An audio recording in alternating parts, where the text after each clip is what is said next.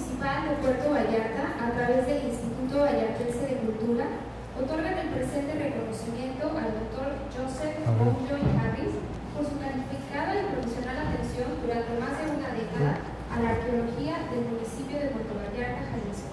Para hacer entrega de este reconocimiento quiero invitar al cronista de la ciudad, el maestro Juan Manuel Gomez Encarnación, y al director del Instituto Vallartense de Cultura, el arquitecto Arturo David. Un aplauso.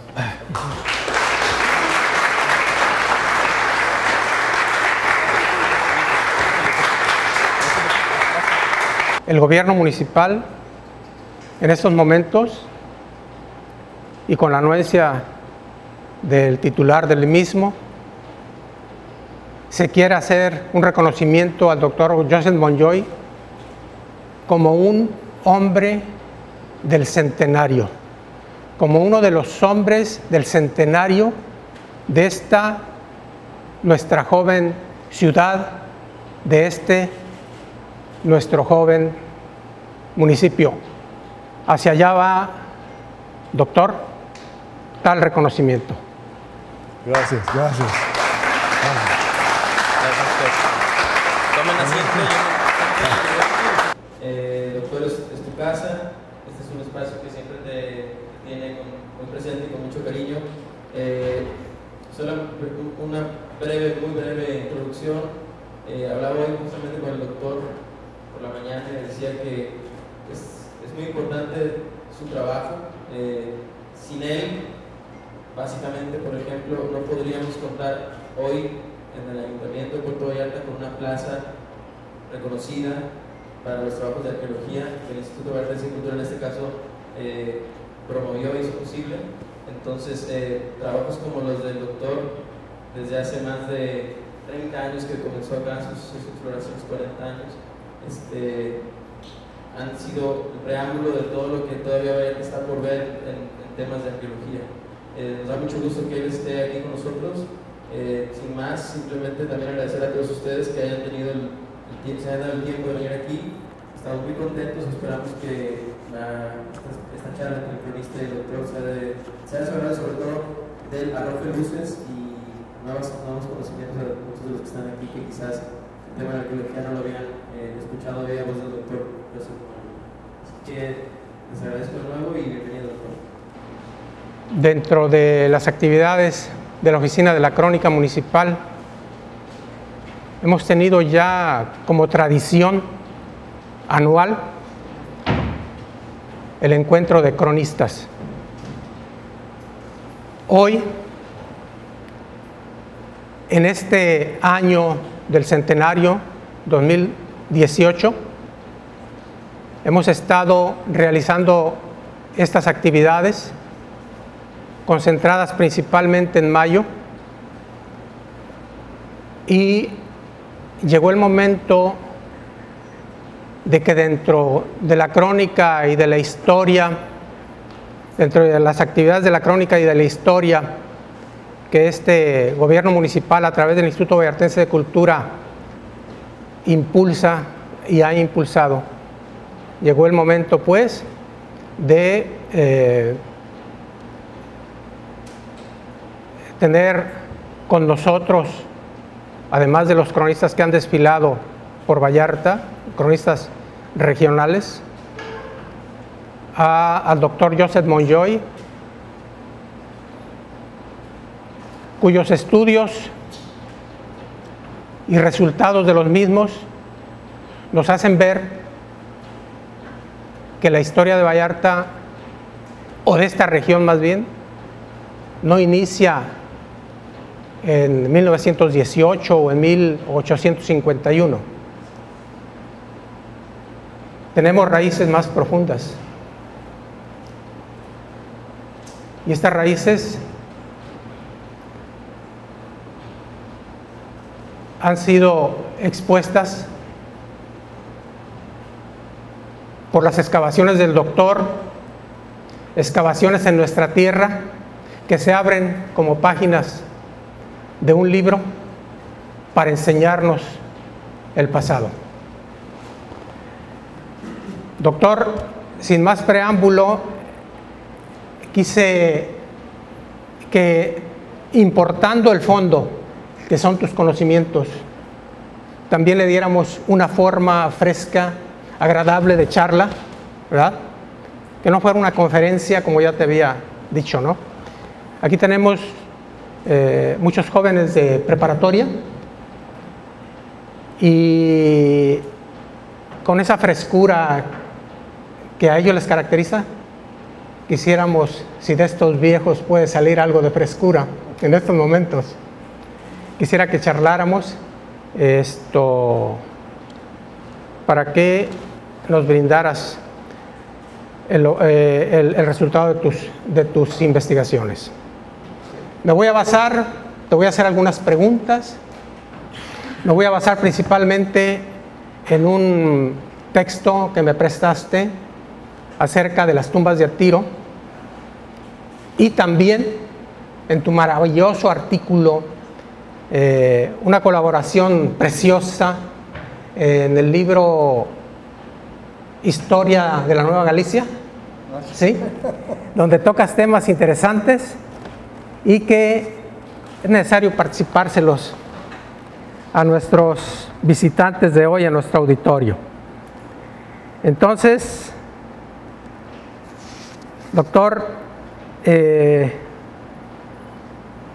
iba a preguntar, tenía yo preparado esta pregunta: ¿cómo es que vienes a realizar estudios arqueológicos aquí en México? En México. Bueno, ¿sí sirve? ¿Escuchan? ¿Sí o no? Si se escucha, amigo, lo que está... No, a ver. ¿Sí? No, tampoco. Fue a propósito, ¿verdad? Saben que me gusta hablar. Bueno, quiero mencionar primero que no estaría aquí, primero, sin Oscar Rosales, que hizo una lucha increíble para abrir el mundo arqueológico del municipio de Puerto Vallarta. Desgraciadamente falleció casi en el empiezo del proyecto de nosotros aquí. Y el que nos dio el apoyo es mi también ya fallecido, pero tan querido amigo, Carlos Munguía, que disfruté muchos años de asociación con Carlos, muchas pláticas en su casa, con una botella de Coca-Cola ahí en la mesa. Puerto Vallarta para nosotros, mi esposa y yo, nunca va a ser igual sin Carlos Munguía. Para nosotros, Puerto Vallarta era Carlos Munguía y su esposa Elena. De cómo llegué aquí a trabajar en México, fue un accidente. Ustedes pueden decir si era un accidente afortunado o no, pero que yo iba en camino a Arqueología en Francia. Y es una larga historia, pero lo digo en breve. El profesor que me cambió de universidad para estudiar en la escuela de graduados en el sur de Illinois me había prometido conseguir un trabajo de asistente en una cueva del Paleolítico en Francia. Yo ya estaba listo para ir, había estudiado francés, había ido a Francia, hablaba francés por lo menos con taxistas, y de repente me dijo, no, pues yo voy a recomendar a otro compañero aquí de la escuela. Qué malo, pero le voy a dar la oportunidad de ir al campo conmigo en el verano en Zacatecas. ¿Zacatecas? ¿En lugar del Dordogne de Francia? No me suena muy bien, pero ¿qué voy a hacer, no? Entonces fui investigando el asunto y hablé con compañeros y supe que como 3 o 4 de ellos les había ofrecido la misma oportunidad y no querían ir al campo con él por la mala fama que tenía de abusar gente en el campo.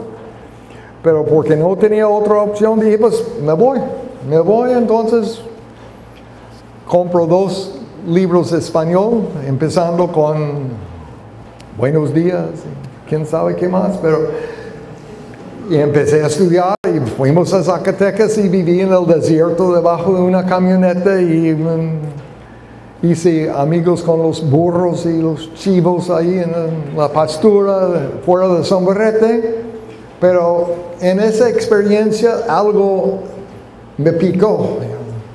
No sé si fue una amiba rara o no sé exactamente qué, pero entró la sangre y como que ya Francia se me hizo ya más y más y más lejos y seguí en México, felizmente en México. Y el profesor nunca regresó a México. Y yo tengo tantos años trabajando aquí, porque eso fue en 64. Y desde entonces no puedo separarme de México. Tengo que regresar, tengo que estar aquí. Renuncié en la universidad en donde daba clases en Estados Unidos. Renuncié y dije, me voy a la Universidad de Vallarta. Aquí en el Centro Universitario de la Costa, excelente. Me tratan muy bien, tengo muy buenos compañeros. Entonces, estoy viviendo una segunda vida exactamente en donde quiero estar. En Puerto Vallarta, en Mascota, en Cabo Corrientes, en Tomatlán, en donde tengo muchos intereses y muchos amigos. Y entonces, aquí estoy. Gracias, Joseph. En una de tus publicaciones afirmas que los estudios arqueológicos en el occidente de México giraban sobre 3 temas principales: las tumbas de Tiro, y Bóveda, la cultura Aztatlán y la cultura Chalchihuites, que nos queda ya muy pegada en Zacatecas.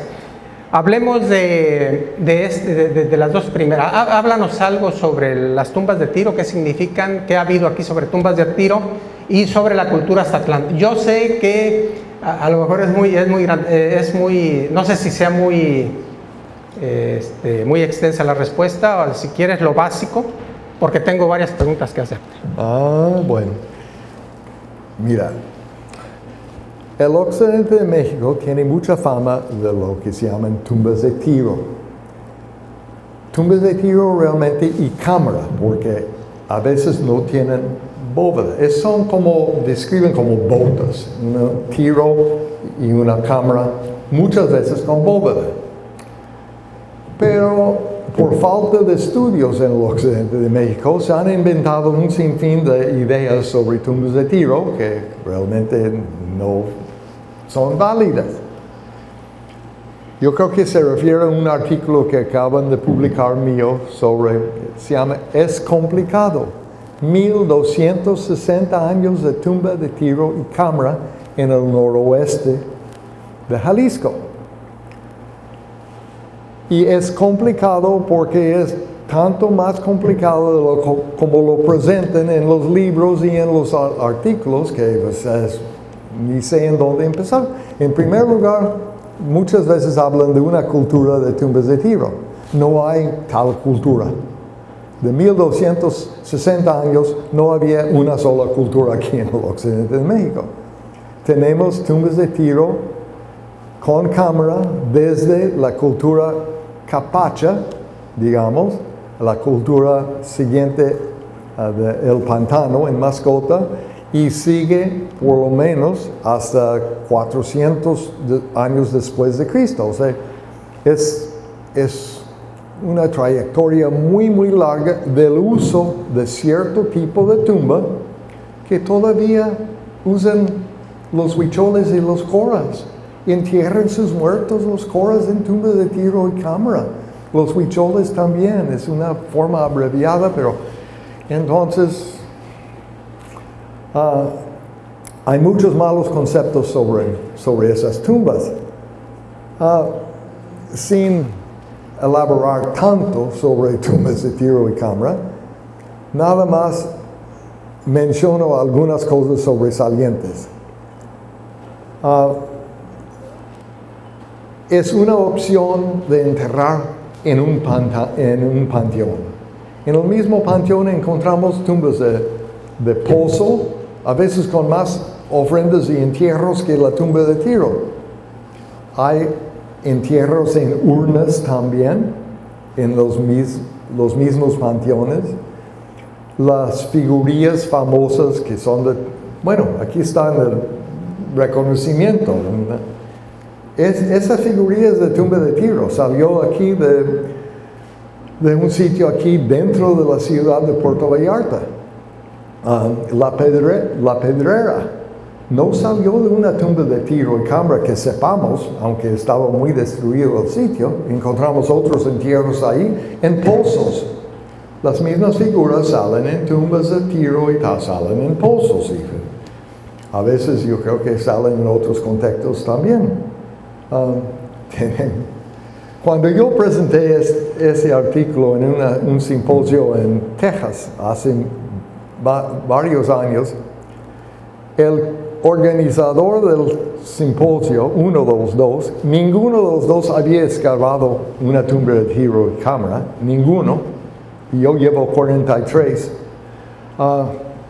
tenía la idea de que estaban enterrando figuras representando el muerto en la misma tumba, como que en el reconocimiento esa figura estaba en la tumba con cierta persona representando a esa persona. Entonces nada más le piqué, porque encontramos en San Sebastián del Oeste, en un municipio, una tumba de tiro, tenía, déjame ver, creo que 13 piezas. Una de las piezas es una figura así de grande, aparentemente de mujer. Aquí en la Pedrera, en una tumba de pozo, marcado con una piedra blanca, encontramos casi la misma figura, casi idéntica. Entonces lo presenté ahí en Texas y dije, bueno,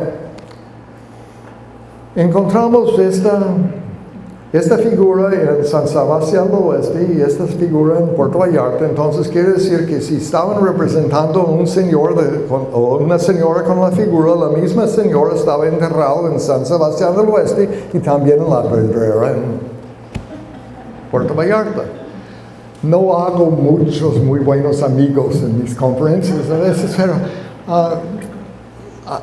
así representan lo de tumbas de tiro. Y otra cosa es que en los 43 ejemplos que tenemos nosotros, y son 33 no saqueadas, tumbas no saqueadas, encontramos muchas veces que estaban guardando los muertos, yo creo que por un año, quizás más. Guardaban los muertos en una choza mortuoria y llegaba la primavera o antes de las aguas o cuando ya estaban empezando las aguas y juntaban los huesos y enterraban todos en una tumba. Y si el evento fue el 1 de mayo y alguien murió el 15 de abril, enterraba la tumba enterito, articulado. Alguien que murió en julio ya estaba deshecho de los huesos y en un paquete, un bulto o algo, metían los huesos en la tumba. Es otra cosa que hace muy complicado el estudio de tumbas de tiro. Menciono que algo, después de haber trabajado años en Ixtapa, una mujer vino de Estados Unidos, hizo una maestría en Estados Unidos sobre turismo y visitó Puerto Vallarta y la llevaron a ver por Las Palmas, un saqueo aparentemente de tumbas de tiro. Ella no sabía muy bien lo que estaban haciendo, pero lo describió en su tesis. Entonces, nadie había registrado tumbas de tiro aquí en el municipio de Puerto Vallarta. Entonces, yo dije, mira, lo tengo que investigar. Hablé con Carlos Munguía. Carlos me dijo, yo conozco un señor que trabajaba con unos saqueadores ahí en Las Palmas. Déjame a ver si lo localizo. ¿Le localizo? No muy lejos de la Pedrera. Fui a entrevistarlo y me dijo, sí. No, yo y mi amigo hacíamos la excavación hasta la puerta de la tumba y después Chema, uno de los saqueadores, nos mandaba afuera y él y su hermano se metían ahí a hacer con cuidado la excavación de las piezas. Entonces sigo el hilo y voy, ahí conozco a Chema, padrísimo amigo mío, fallecido también, desafortunadamente. Pero pasé 2 años con él aquí en el municipio, aprendiendo lo que él sabía sobre encontrar tumbas de tiro. Y él me decía, Pepe, tú no eres arqueólogo, tú no sabes nada de arqueología. ¿Cómo? No, tú no sabes nada. Bueno, Chema, a ver, enséñame. No, fue una experiencia maravillosa con ese señor. Sabía muchísimo. Había tenido 3 años de educación formal en la escuela. Leer, escribir y hacer matemáticas. Pero así de listo. Extraño mucho de no poder pasar a Las Palmas y ver a Chema. Uno de los 117, o tal vez el más importante de los 117 sitios que estudiaste aquí en el municipio, descubriste en el municipio de Puerto Vallarta, es obviamente Ixtapa, en la cual te empeñaste junto con otras vallartenses para lograr la declaratoria oficial. Y ahí, bueno, en Ixtapa descubres tú varias tradiciones culturales, pero nos dices que la más importante, y viene con al inicio de la pregunta, la más importante es la cultura aztatlán. ¿Qué representa la cultura aztatlán en la región y hasta dónde se extiende esta cultura? ¿Cuánto tiempo tenemos? Mira, estudiando la cultura aztatlán en Ixtapa, tenemos creo que 6 o 7 fechas de carbono 14 sobre restos aztatlán en el municipio. Una de las fechas viene de la Pedrera, en donde yo fui a investigar una urna que encontraron por accidente y estaba llena la urna de material aztatlán. Y de ahí sacamos una fecha, y las otras fechas ahí de Ixtapa. Todo indica, casi todas las fechas caen alrededor de, digamos, 1145 a 1165. Todas, que es notable. Entonces yo decía a Carlos un día, mira Carlos, me parece que esa habitación Aztatlán nada más duró como 50 años aquí en el municipio. Ay, no puede ser, me dice. No puede ser. El arqueólogo generalmente trabaja con bloques muy grandes de tiempo, de 200, 300 años, y sabe que su cultura cae dentro de 900 a 1200.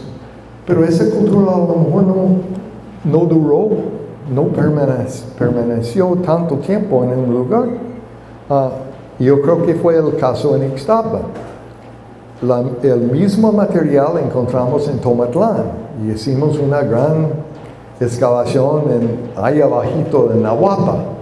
Acabamos de terminar 2 temporadas de campo en Cabo Corrientes, cerca de Maito, en un sitio, un basurero increíble.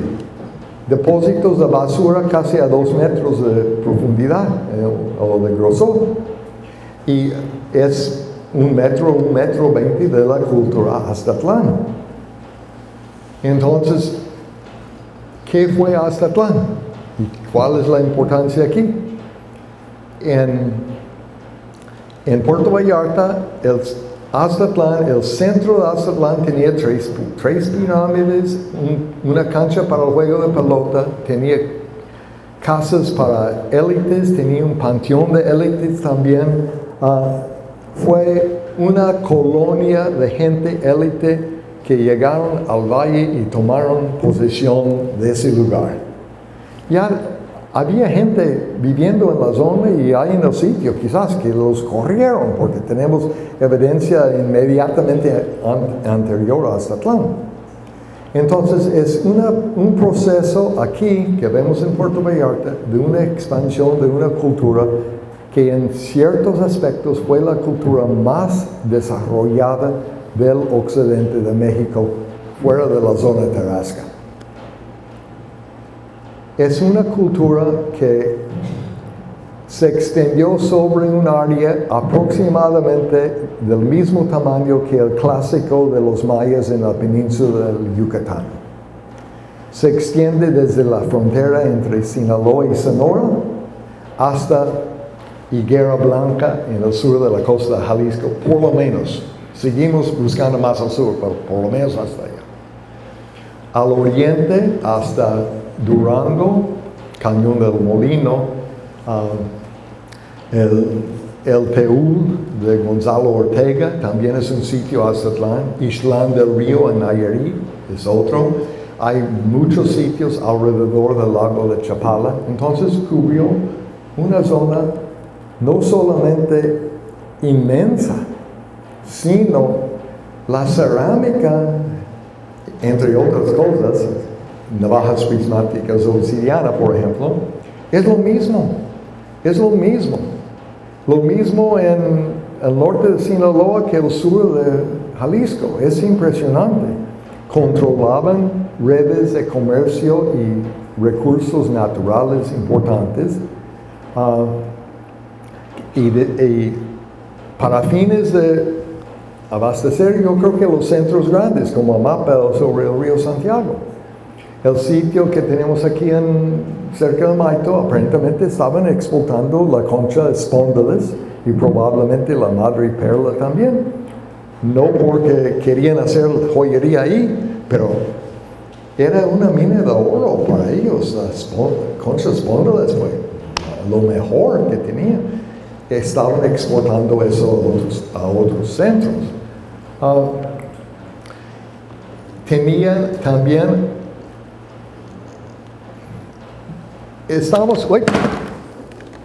qué bueno que no lo abrí.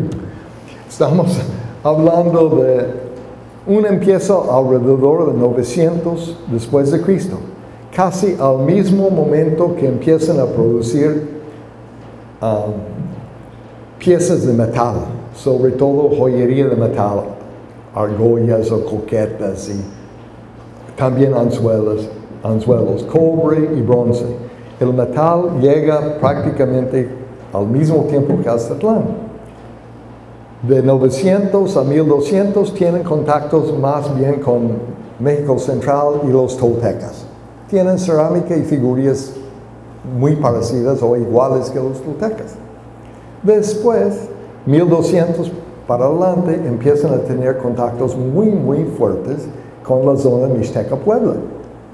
Y lo encontramos en nuestras excavaciones en Cabo Corrientes, iconografía que es idéntica a iconografía en el Códice Borgia de la zona de Puebla. Entonces, ¿por qué? Porque yo creo que por la concha espóndiles. ¿Por qué estaba Aztlán aquí en el Valle de Banderas? Aparentemente por el cacao. Era un lugar excelente para el cacao cuando llegaron los españoles al Valle de Banderas.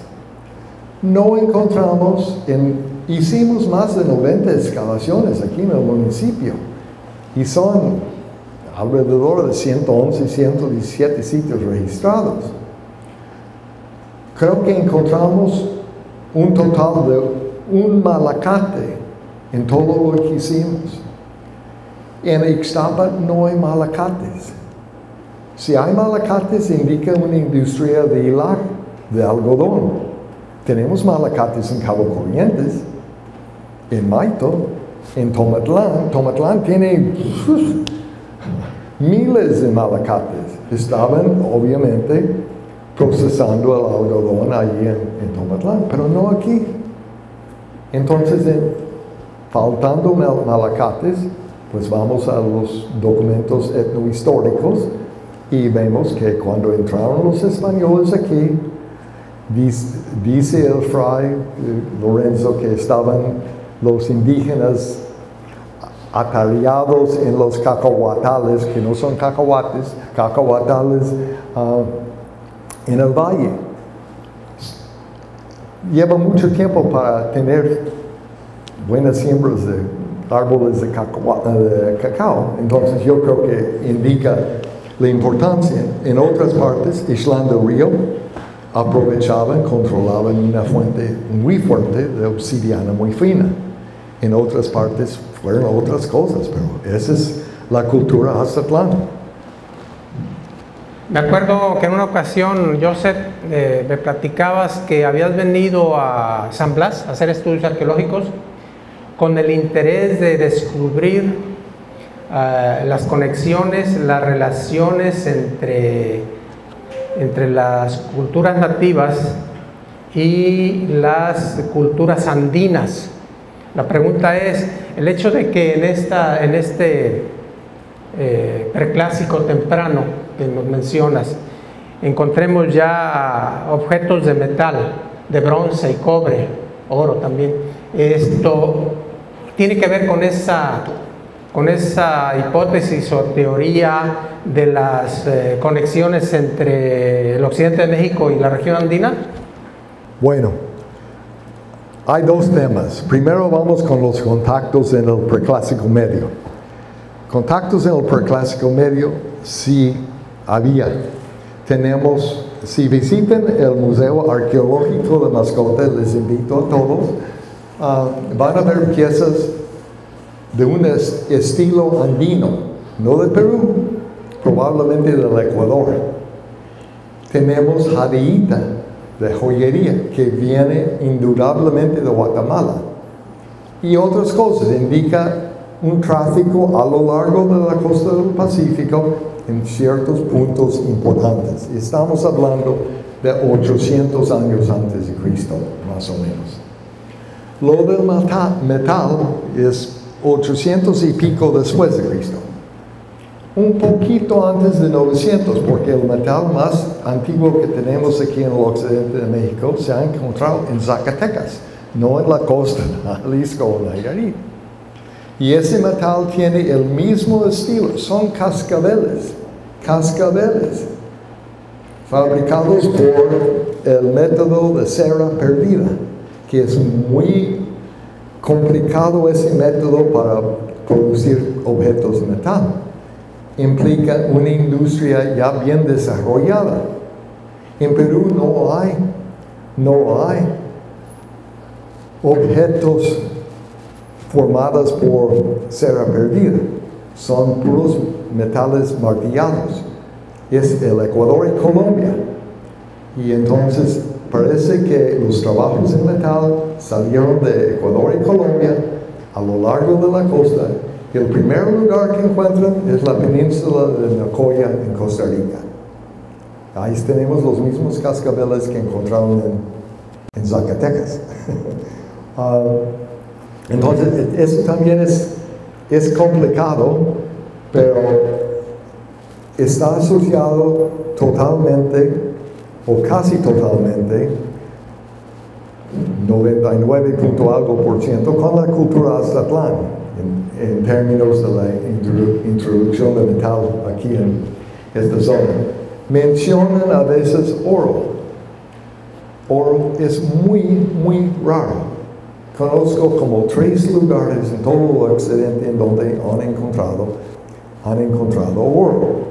Si encuentran oro, muchas veces es 60% cobre, con algo de oro mezclado también. Son láminas chiquitas.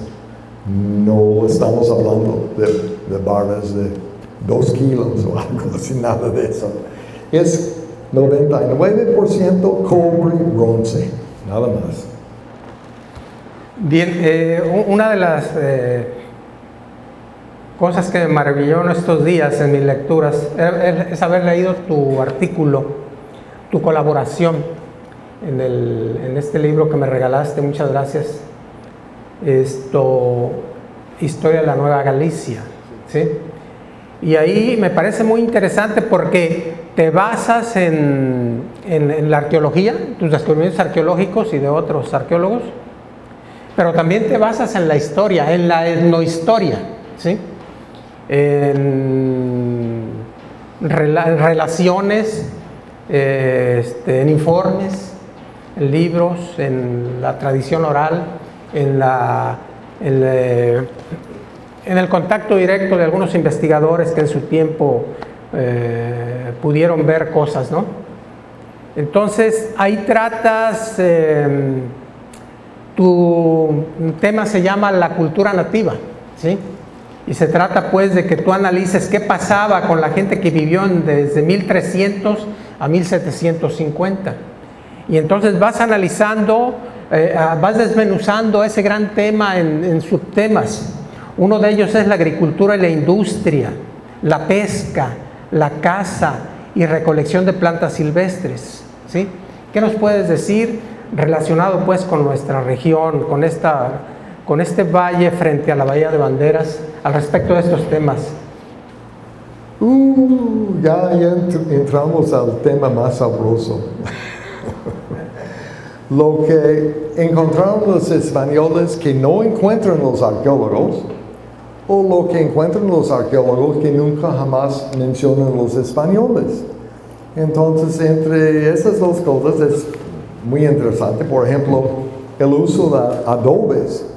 Los españoles mencionan mucho uso de adobes en construcciones prehispánicas o al momento del contacto en muchas partes del occidente de México. Registramos en Ixtapa, en el pueblo de Ixtapa, una plataforma con adobes, que es el único ejemplo que yo he visto en el campo. El adobe es muy frágil. Entonces, esa plataforma, que yo seguro que ya no existe, hay una casa encima de la plataforma, ¿ya? Pero conservó adobes en la construcción. Entonces, alguien que lee ese capítulo del libro, si es un arqueólogo, lo que yo quiero es que los jóvenes arqueólogos lo lean y dicen, bueno, entonces si hago arqueología voy a buscar adobes, a ver si encuentro adobes. Pero hay otras cosas bien interesantes. Vamos de lo menos sabroso a lo más sabroso, yo creo. Primero, la chachalaca estaba domesticada aquí en México. Nunca lo incluye como un animal domesticado. Nuño de Guzmán con sus tropas de españoles entran a Culiacán en 1530 más o menos, 30-31, y les alimentan por semanas de pura carne de chachalaca. A veces les dan un choncho y se quejan porque es carne muy dura, que no queremos eso.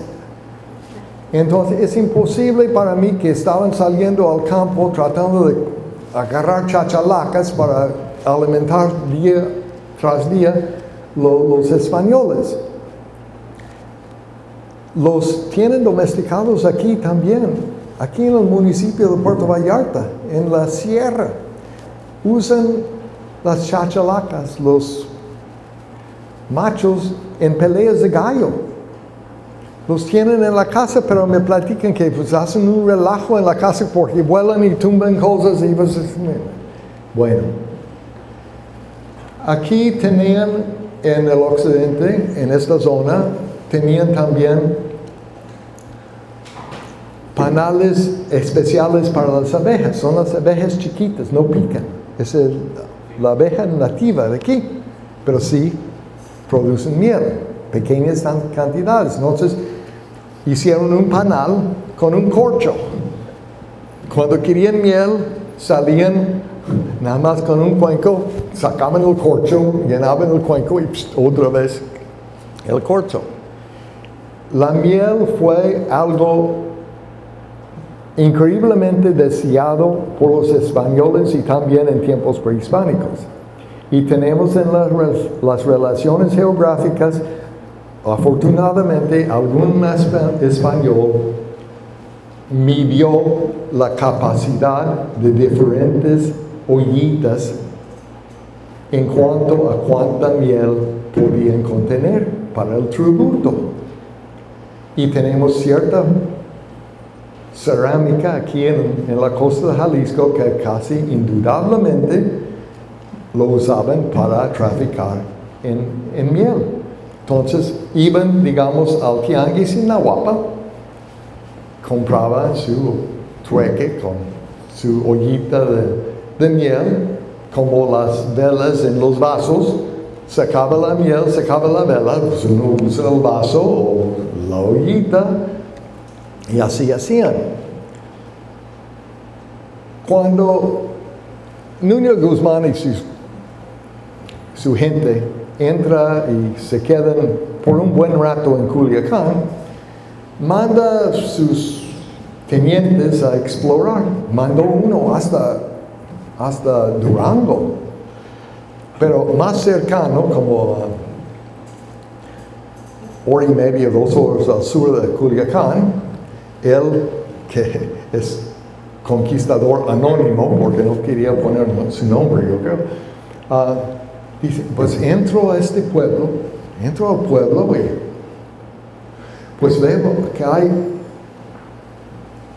cresterías en las casas, como de esas casas de palma, ¿no? Pero cresterías como tenían en Palenque, que tienen un armazón y lodo y figuras pintadas en las cresterías. Y dice, pues lo curioso es que son puras representaciones de actos sexuales entre hombres. Bueno, pregunté aquí, dice, no, esa gente está muy conocida aquí por sus desviaciones sexuales, etc. Tienen esa fama. Estamos hablando de 1530. ¿El mundo cambia o el mundo sigue igual? Podemos ver en los relatos etnohistóricos información que nos amplifica un poco nuestra visión hasta sobre nuestra propia sociedad. Con eso termino con lo de la Nueva Galicia. ¿Con eso terminas?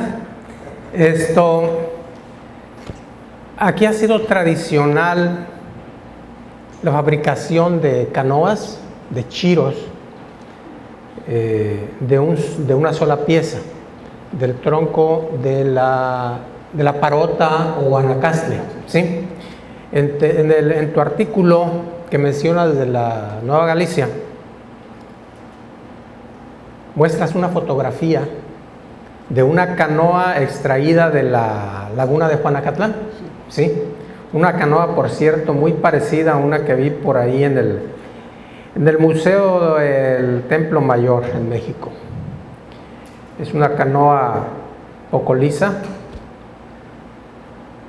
y que con las pruebas del carbono 14, me imagino yo, nos dices que data como de 1600 y tantos, 1620, ¿no? Yo siempre me he preguntado, y tal vez algunas personas de aquí de Vallarta nos preguntamos, ¿desde cuándo se fabrican aquí canoas? Si es la posibilidad, hay la posibilidad de que haya sido una técnica prehispánica o ya de la época colonial, porque incluso ahí mencionas una técnica de desbastado basado en la quema del material, ¿verdad? Y yo quisiera que nos hablaras de esto. Bueno, es importante, lo menciono en la Nueva Galicia, el capítulo también. Es importante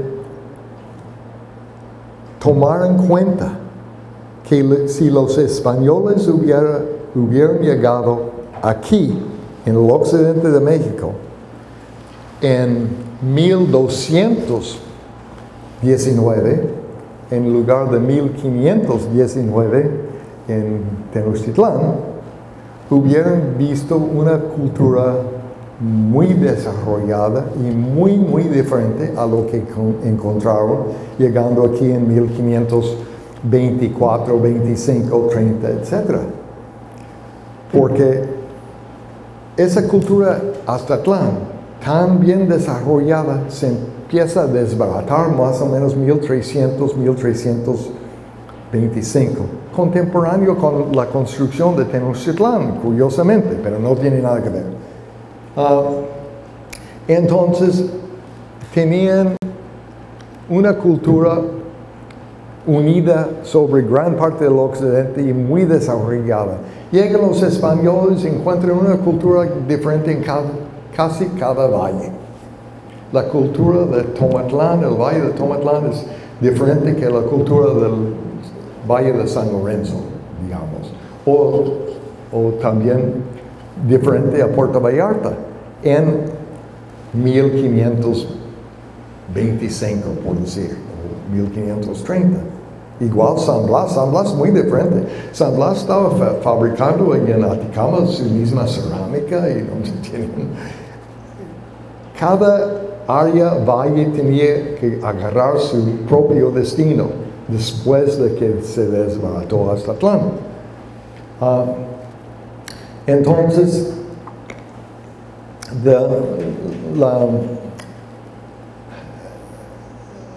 la visión que tenemos del occidente de México etnohistóricamente es una visión de una cultura más o menos desintegrada, no integrada como 300 años antes. Entonces hay que siempre tomar eso en cuenta cuando pensamos de qué encontraron aquí.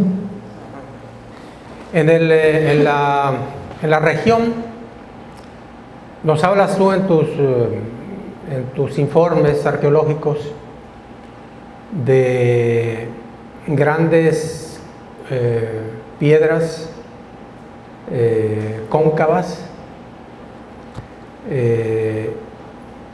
y nos dices que es muy probable que haya sido para triturar el capomo, esta especie vegetal muy importante entonces y en la actualidad, ¿no? como planta forrajera, pero alimenticia también para las culturas prehispánicas, ¿no? por sus elementos nutritivos. El guamúchil también, hay una serie de plantas silvestres a las que te refieres en este libro. Bueno, mi querido amigo Otto Schonduve, a veces tenemos nuestras diferencias de opinión, que encontramos en el campo, sobre todo yendo por la zona de Las Palmas, por decir más o menos, son morteros, y también hay en Soyatán, pero ya estamos en San Sebastián del Oeste, morteros enormes, miden casi 1 metro de diámetro y 60, 80 centímetros de profundidad.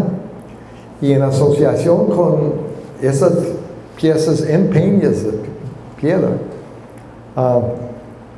tenemos lo que llaman localmente cachiporas. Cachiporas es como un mazo obviamente para golpear.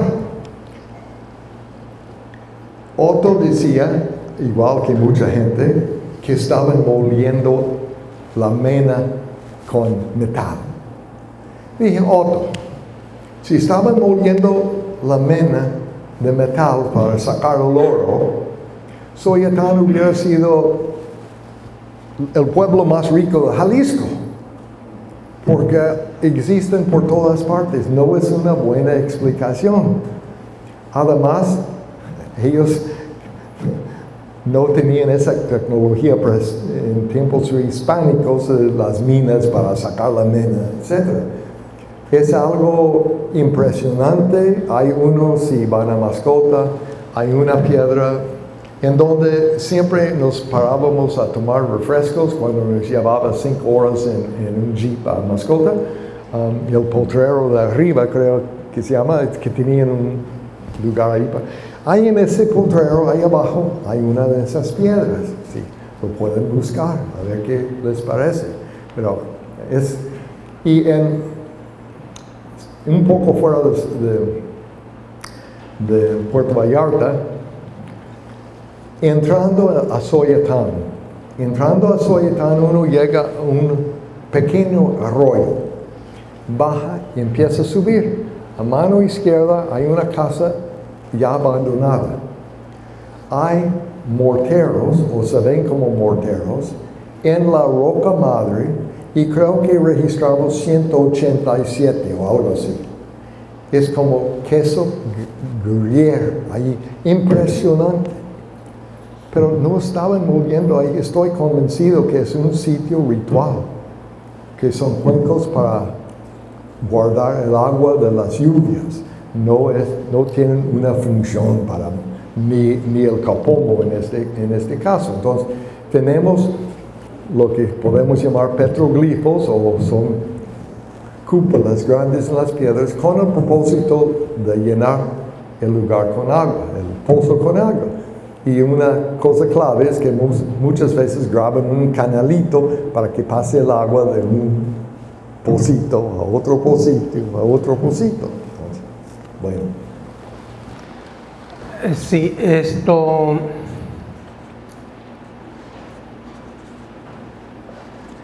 Bien, tenía algunas preguntas, no sé cuánto tiempo nos quede, no sé qué horas son por ahí. Las 8, tenemos 1 hora.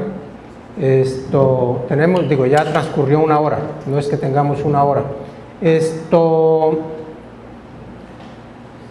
Las piezas encontradas en nuestra región nos dan para exhibirlas en un museo didáctico como el de Mascota.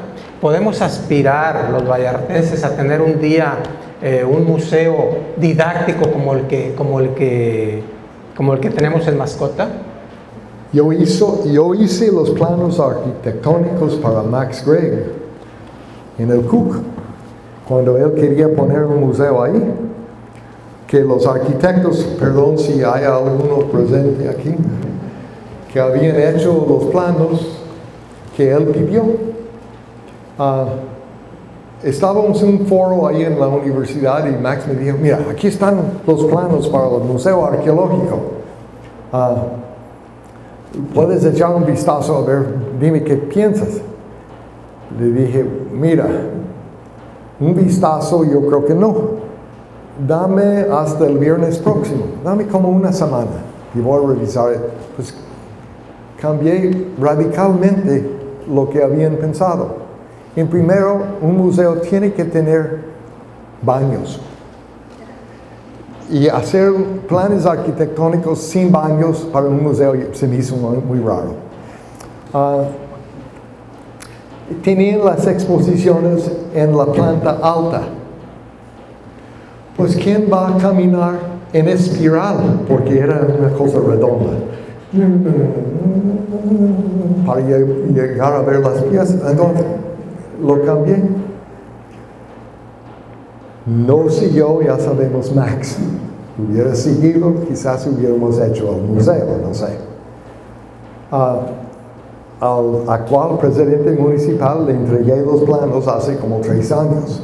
Es un museo tipo didáctico. He montado museos en muchas partes.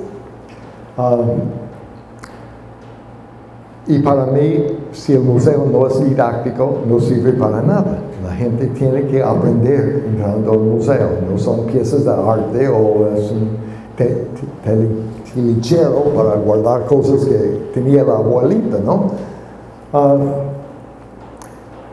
Claro que se puede hacer un buen museo arqueológico. Tenemos todas las piezas disponibles. Montaron en el museo en el cual le pusieron como 9 o 11 piezas de nosotros en ese museo cuando estaba funcionando sin identificar que las piezas venían aquí del municipio. El que hizo el museo, llegamos aquí en la noche y me dijo, qué bueno que llegaron. Mira, hazme el favor, pasas ahí, vamos a abrir el museo mañana. A ver, dale un vistazo a ver qué hay. Bueno, mi esposa y yo nos fuimos ahí a ver qué había. Después le dije, bueno, se me hizo muy buena idea que el incensario picudo que salió del panteón en Ixtapa lo tienen de cabeza. Yo les digo que deben de voltearlo como está normalmente el incensario. Hicieron ese museo sin tomar en cuenta el Arqueología del municipio de Puerto Vallarta, que no solamente está accesible en la primera página del CUC, bajo investigaciones.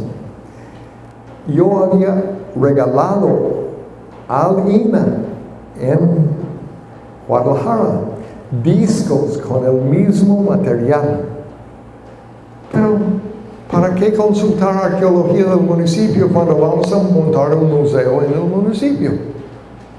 Bueno, yo creo que es muy lógico hacerlo, ¿no? Pero encuentro eso en todas partes, no es fuera de lo normal. Me gustaría. He tenido 35 años con esa idea. No sé cuántos años más voy a durar, pero estoy siempre al servicio de los vallartenses en cuanto a la arqueología. Nada más. Me tiene que aprovechar mientras todavía esté aquí, porque algún día voy a estar allá o aquí abajo, no sé, y no voy a estar accesible. Mejor que me aprovechen antes, digo yo. A mí me gustaría, por los que están aquí, que nos pregunten cosas ellos también. Que han de tener algunas preguntas sobre arqueología de la zona y pues aquí estoy a la disposición de los interesados que quieren preguntar sobre que no los extraterrestres, si ha habido, no hicieron la pirámide ahí en Ixtapa. Pues ahí terminamos eso, pero otras preguntas con mucho gusto. ¿Se puede hablar algo sobre la cultura de los tecoxquines? ¿Tecoxquines? Sí. ¿Quiénes eran los tecoxquines? ¿Quién pregunta eso? Aquí está. Entonces, ¿quieres saber sobre los tecos? Mira, ¿eres de Puerto Vallarta? Sí. Bueno. ¿Conoces a Mascota? Sí. Pasas por Tecuani, ¿verdad?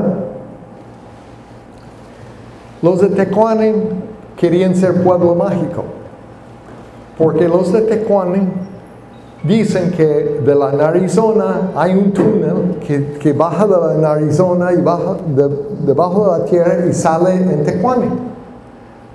No saben en dónde sale, pero están seguros que sale por ahí. Y Tecuani, según ellos, quiere decir lugar de los dioses, como Teotihuacán. Tecuani quiere decir lugar de la gente malvada o serpientes punzonosas en náhuatl.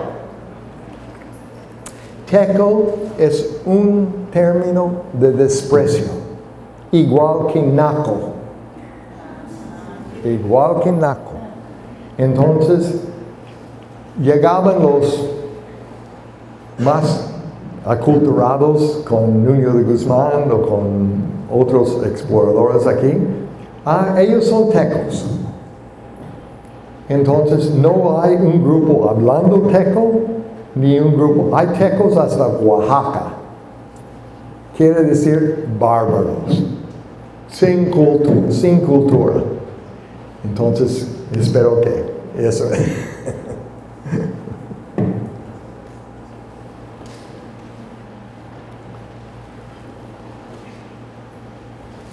Doctor, ¿a qué se debió la degradación de la cultura Aztatlán? ¿A qué se debió esa degradación de la cultura en esta región?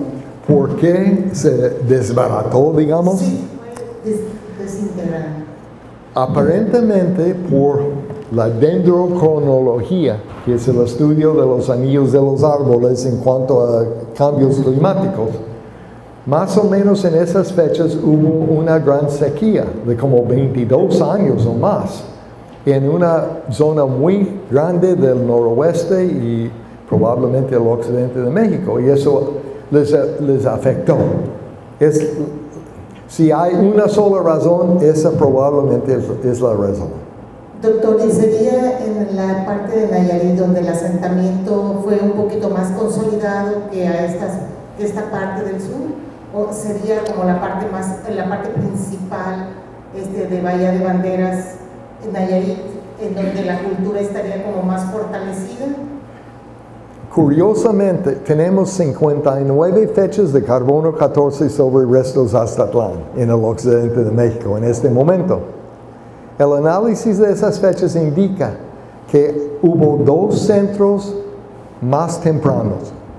No sé por qué, pero 2 centros más tempranos. Un centro alrededor del lago de Chapala y el otro centro en el norte de Nayarit, alrededor de San Felipe Aztlán. Entonces son los 2 centros más tempranos o áreas de cultura más temprana de Aztatlán aquí en el occidente de México. Relativamente, Ixtapa es una parte tardía, porque si Aztatlán empezó más o menos 900 y aquí estamos a 1150, es cuando estaban expandiendo su cultura hacia el sur, en la costa. ¿Que ya no duró tanto? Que ya después de eso, bueno, duró hasta más o menos 1300 en esta zona, yo creo. Pero duró hasta 1450 en el norte de Nayarit. Pero lo curioso es que aparece casi de la nada en el lago de Chapala y el norte de Nayarit. Pero cuando se desbarata perdiendo territorio poco a poco. Muchas gracias. Por nada.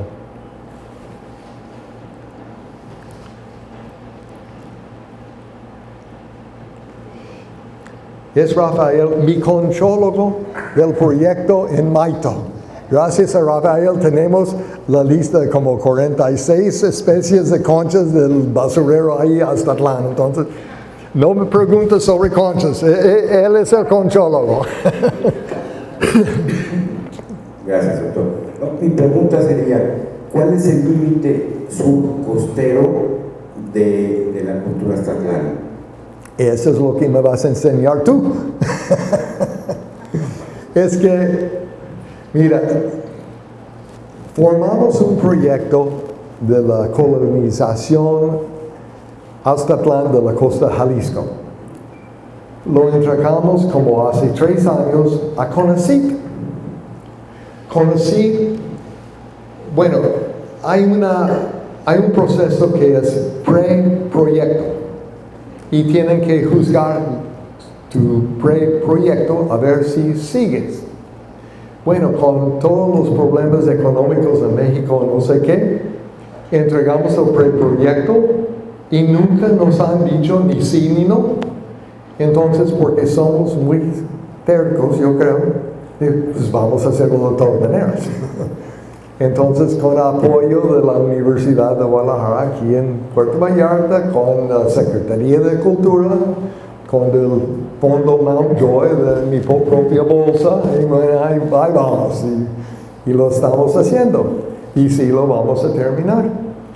Algo curioso del proyecto es que cuando terminamos ahí en la costa, les dije, porque teníamos 3 personas locales, uno más grande y 2 muchachos ayudándonos. Excelente grupo para trabajar en el campo. Me encantó trabajar con ellos. Pero les dije, ustedes es el único proyecto arqueológico. Ustedes van a pensar que este es como se hace un proyecto arqueológico, que esto es normal. Esto no es normal. Cuando salimos del campo, todo el material estaba lavado y marcado. Y yo llevaba como 80% de la clasificación de, entre otras cosas, 43,000 tepalcates. Dije, lo que es normal es que el INA concede el permiso al arqueólogo, agarra su equipo, sus amigos que van al campo, como conozco, no digo quiénes fueron, pero un buen ejemplo. Terminaron las excavaciones de 8 meses, 2 temporadas, hace 10 años. Todavía están en la clasificación del material 10 años después. Entonces, gracias a Rafael, no tengo que tratar de identificar conchas. Gracias a Fabio Cucú, no sé si está. Ahí está Fabio, es el huesólogo, estudia los huesos de los animales que consumían ellos. Gracias a ellos no tengo que preocuparme por huesos y conchas. Y tenemos, gracias a ellos y las herramientas arqueológicas con que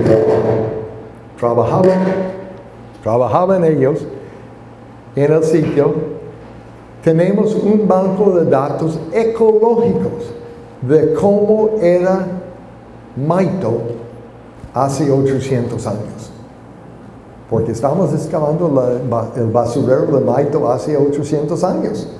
Y eso es fabuloso porque podemos saber si existía X tipo de tortuga de mar, o X animal, o X concha, o cualquier cosa. Entonces, arqueología nos da la perspectiva de profundidad de tiempo.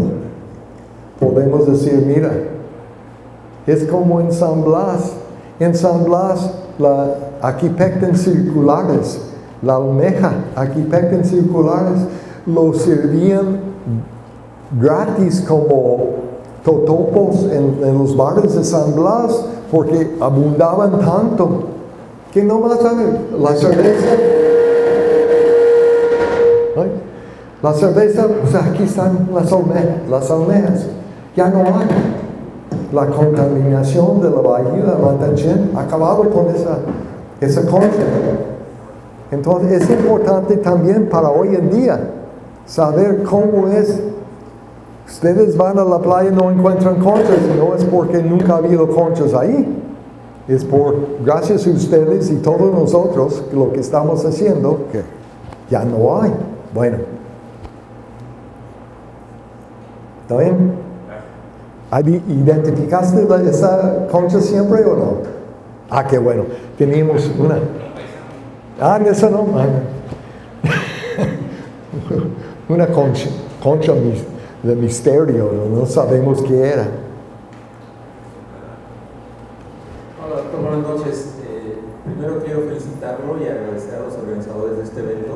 Los que conocemos un poco su trabajo sabemos que poca gente de campo esté sacando datos concretos de un trabajo que hace desde hace años. Y el segundo, hace rato al inicio de la charla mencionaba algo de la cultura del cacao. Me interesa saber si usted tiene datos concretos sobre cómo se usaba, si era con un sentido ritualista, si era muy similar a cómo se usaba en el altiplano central, o dónde podemos investigar más sobre específicamente la cultura del cacao o del chocolate. Bueno, el cacao presenta un problema un poco especial para el arqueólogo. Como procesaban el cacao, no queda realmente restos arqueológicos identificables como tal. Pero si tomaban cacao, hay 3 químicas, entre ellas theobromine, que se quedan en la pasta de la cerámica. Si no lavan la cerámica, se queda ahí y lo pueden analizar. Sabemos por ese método que estaban tomando cacao en el barranco de Chaco, en Nuevo México, más o menos a 1200 después de Cristo, en copas, digamos, o tarros. Está bien establecido eso. Ese cacao tenía que venir de alguna parte del occidente de México, yo creo. Los estudios etnohistóricos encuentran cacao hasta por lo menos el sur de Nayarit. Pero les presento otra cosa que porque me dieron el puesto de profesor investigador, pues yo tengo que investigar. Entonces, una cosa que estoy investigando es, curiosamente, hay como cacateros, las vasijas que usaban para llenar las copas o vasos, a ver, no sé, ahí está, está bien, porque sabemos que vertían el cacao de una altura como así para hacer la espuma.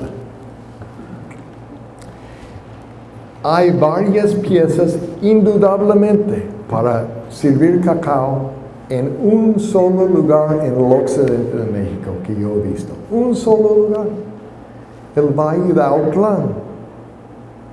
Tengo varios ejemplos ya registrados que han salido por accidente. Uno o dos de las piezas salieron en donde estaban sacando arcilla para hacer ladrillos. Y se me hace muy, muy curioso porque ahí no crece cacao. Estaban aparentemente consiguiendo cacao de la costa y utilizándolo ahí por la sociedad tan avanzada de Autlán al tiempo de la conquista. Otra cosa que encontramos, ya que preguntaste, no. Chilacayote,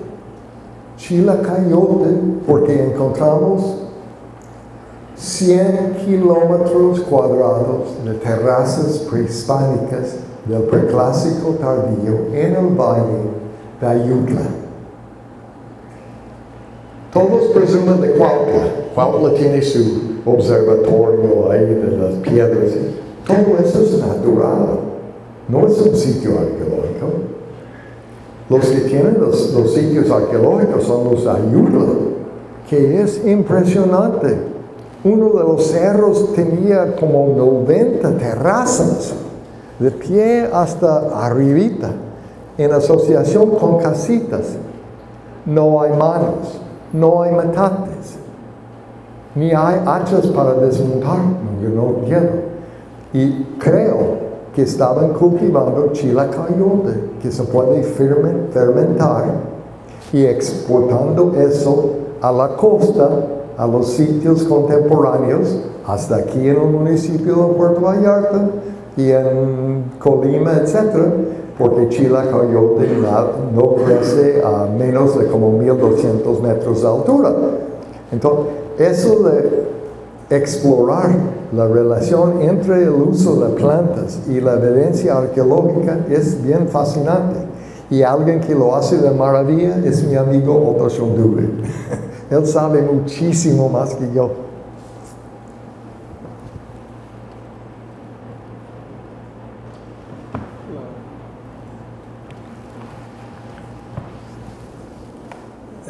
Muchas gracias, doctor. Muy interesante esta plática, esta charla. Fray Antonio Tello relata que al llegar aquí los españoles se encontraron con una población de 100,000 almas. ¿La arqueología nos da alguna evidencia de que esto sea cierto? ¿La población de qué? La población de la región de Valle de Banderas. Ah, sí, claro. Que hubo como 40 cabeceras en el valle, pueblos muy grandes. Uno fue a Ixtapa, sin duda. Hay otro ahí que Beltrán tiene al otro lado del valle. No hemos podido identificar tantos pueblos grandes aquí. Otro pueblo probablemente es en Tebelchía. Tebelchía también tiene un sitio muy grande, es como el segundo más grande. probablemente ahí también tenían uno de los pueblos muy grandes. Bien, si fue cierto esto, una población tan grande, pues era necesario alimentarla, era necesario vestirla, era necesario gobernarla. Y para eso, indudablemente, pues que se necesitaba técnicas de agricultura avanzadas, técnicas de industria avanzadas y gobiernos muy bien establecidos. ¿Qué fue lo que encontraron en realidad los españoles respecto a eso? A nuestra agricultura, a nuestras técnicas de industria, a nuestros gobiernos. Bueno, los españoles no tenían gran interés en eso, francamente. Registraban lo que comían en los diferentes pueblos. Y digo otra vez que a pesar de lo que nos dijo Fray Tello sobre el Valle de Banderas y la población aquí, no sabemos hasta qué punto es cierto, lo podemos interpretar hoy en día. Por ejemplo, cuando los españoles encuentran voy a desviar un poquito, a Tenochtitlán. Tenochtitlán tenía una población de alrededor de 200 a 300 mil habitantes. En el Valle de México hubo más o menos 1 millón de población. En aquel entonces Madrid tenía 5,000 personas. Y entonces, depende de los españoles y lo que dicen que es grande, ¿no? Que ellos no habían visto nada en España ni cerca de lo que era Tenochtitlán. Ninguna ciudad en España caía ni cerca de la población de Teotihuacán o de Tenochtitlán. Entonces llegan aquí al Valle de Banderas y dicen 40, creo que dicen 40 cabeceras aquí o pueblos grandes. Quizás porque eran pueblos más grandes que los otros, no sabemos. El pueblo más grande en Tomatlán fue Nahuapa, pero Nahuapa no pudo haber tenido, por los cálculos de nosotros, más de como 2,000 a 4,000 personas, máximo. Pero era el pueblo más grande cuando llegaron los españoles. Hay que juzgar eso con un poco de cautela. Pero hay arqueólogos que se dedican a estudiar precisamente el punto de contacto entre los españoles y las poblaciones indígenas. De eso casi no hay en México, porque los arqueólogos quieren su arqueología pura. Yo no quiero españoles en mi sitio, yo tengo puros indios aquí. Y los coloniales, pues no quieren mugrosos indios en sus monumentos coloniales tampoco. Entonces, son muy pocos ejemplos que uno puede encontrar de alguien concentrado en entender el contacto entre españoles y la población indígena. Eduardo Matos y López Luján en el Templo Mayor, pues es el mejor ejemplo que tenemos. Pero aquí encontramos en el ranchito, encontramos un pozo en donde había las esculturas, los dioses, digamos, los ídolos de los indios locales que los españoles habían quebrado en pedazos y quemado y arrojado a un pozo enfrente de la casa de un amigo Luna y en el ranchito.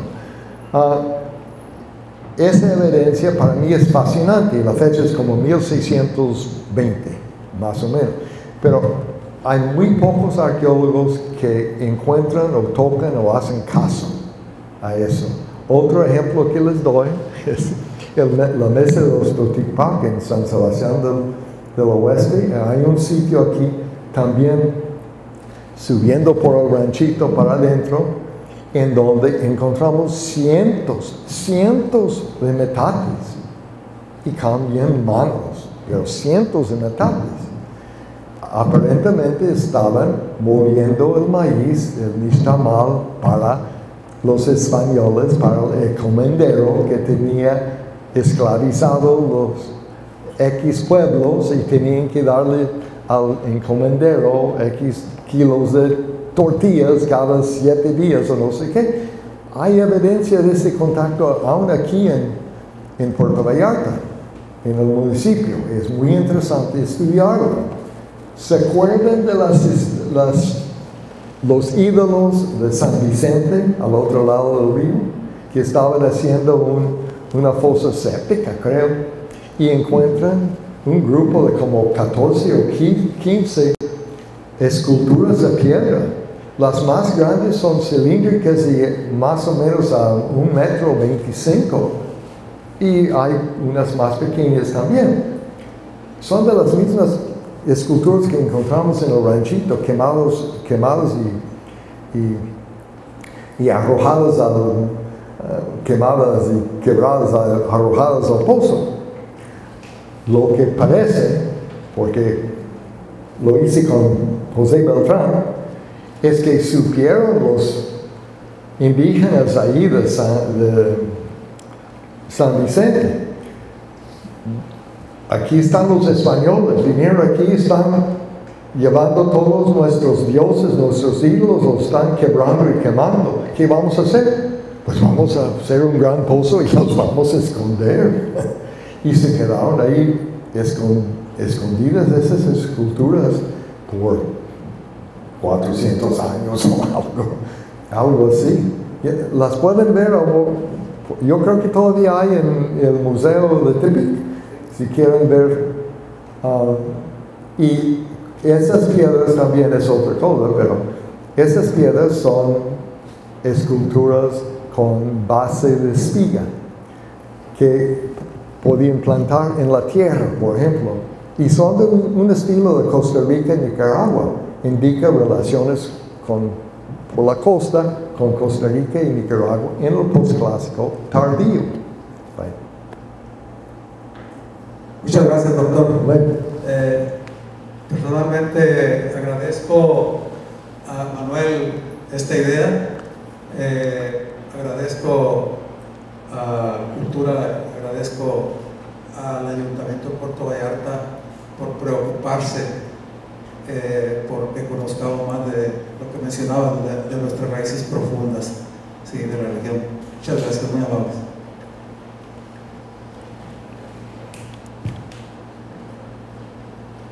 Bien, amigos, pues concluimos esta charla. Quiero agradecer profundamente a Joseph Mountjoy por aceptar venir a platicar con nosotros, participarnos de descubrimientos, y agradecerles a ustedes también a nombre del Instituto de Arqueología y Cultura, a nombre del doctor Arturo Ávila López, y a nombre en lo general del gobierno municipal. Es así como seguimos celebrando nuestro centenario, ¿verdad? Recuerden ustedes que es todo el año la celebración, y estaremos presentando en esto que nos queda del 2018 algunos otros eventos culturales. Muchísimas gracias por su presencia y por su atención. Buenas noches.